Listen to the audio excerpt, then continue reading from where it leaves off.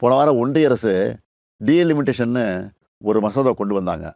மக்கள் தொகையை கட்டுப்படுத்தி தொழில் வளர்ச்சியில் பெஸ்ட்டு பர்ஃபார்மிங் ஸ்டேட்டாக இருக்கிற நம்மளை தண்டிக்கிறதுக்காகவே அந்த மசோதாவை கொண்டு வந்த மாதிரி இருந்துச்சு. ஆனால் அந்த மசோதா வந்து அடுத்த நொடி முதல் எதிர்ப்பும் மசோதாவோட நகல் எரிப்பும் நம்ம தமிழ் மண்ணில் என் மூலமாக ஆரம்பிச்சது.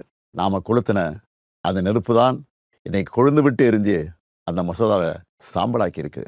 தேர்தல் நடக்கிற இந்த சமயத்தில் இவ்வளவு ஆணவத்தோட நம்மளை வஞ்சிக்க நினைக்கிறாங்கன்னா, இந்த தேர்தலில் அவங்க அடிவருடி எடப்பாடி பழனிசாமி ஜெயிச்சு ஆட்சிக்கு வந்துட்டா என்னென்ன கொடுமைகள்லாம் இங்கே அரங்கேறும்னு நான் சொல்லி உங்களுக்கு தெரிய வேண்டிய அவசியம் இல்லை.